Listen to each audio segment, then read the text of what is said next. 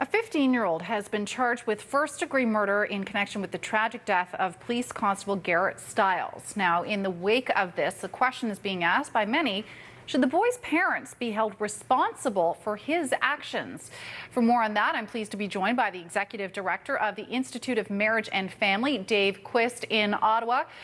So, Dave, that is the question. I mean, should his parents face charges, or should any parents face charges in connection with the actions of their underage children? First of all, let me just pass along to the Constable Stiles family. It's been a devastating time for them the last number of days, and concluding with the funeral services yesterday.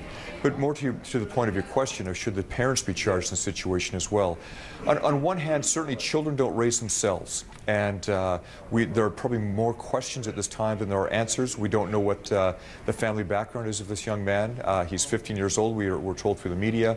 We don't know if it's a single parent family. The parents are referred to in plural, and so we assume that there is a mom and dad, but we don't know what the situation is there. He's going to be accountable for his actions. The court case is going to determine that. The judge will determine whether he's going to appear as a youth, a juvenile, or whether he's going to appear as an adult in court, and no doubt that will be a number of wrangling situations in the court procedures as well. What's going to happen is in terms of parents being charged, I'm not sure that that's really appropriate. Parents are going to be through this process with their son. It's going to be devastating for his family as well. But the situation of charging them, I don't think really accounts for any positive actions in this process at this time. Well, as you say, we don't know all of the circumstances, especially concerning this person's family life, but apparently the parents have come out and said that they were aware of the fact that their child was taking the family vehicle without permission, that this wasn't the first time and this was something that they were aware of. So, I mean, given that kind of information, I mean, is this not something where, let's say, they probably could be charged with something even as negligence? Well, that is a possibility. I'm not a lawyer, and so I don't know all the possible legal wranglings that could go on there. However, if this is one of the multiple times that he's been taking the van out, at 15 years old, the most he could have was a little bit of driver's ed at school perhaps, but he certainly couldn't be a licensed driver at this point. And if his parents were aware that he was going out and taking the van, that would all open up a different can of worms for this. Perhaps negligence, perhaps did they take responsible action in trying to prevent him from taking the van. So that's certainly open to consideration at this point, and I'm sure that prosecutors in the case are looking at that as well.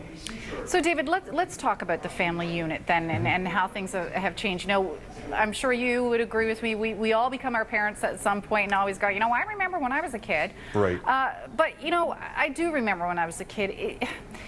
Is this the kind of thing where parents just are too overtaxed when it comes to their time to be as involved with their children's lives and keeping an eye on their children as our parents used to be? I mean, I would think a good lot of us came from homes where if we had both parents at home, certainly one worked, but a lot of times we had what would now be considered the luxury of having one at home.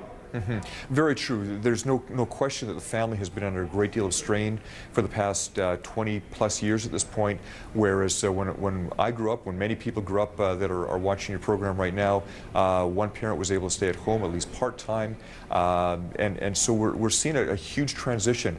We look at what we call two different ranges. We look at hover parents, those parents that are hovering over their children all the time and protecting them to the point that they don't really know what the outside world is all about. We also have those parents that are so busy with work commitments, with volunteering commitments, or perhaps even with other family commitments, that they really don't have time for taking care of their children and allowing them the space and growing up time that we have. Through this process the last number of years, we've seen young men in particular really not launching out into adulthood. We've seen them abusing drugs and alcohol in a more prolific way. We've seen them involved with video games in a very high rate. We've seen them dropping out of school. We know that young girls are having better grades in the maths, the sciences, and moving on into other fields of school. The graduation rates are higher at university. And so young men in particular are being left behind in this process. And those are very serious challenges that sociologists, family researchers, and many other like-minded people are looking at right now, saying, what's happened, what's changed, and what are we going to do about it at this point? Well, that's a question we will certainly ponder for, I'm sure, quite some time to come. David, thanks for joining me today. My pleasure. All the best.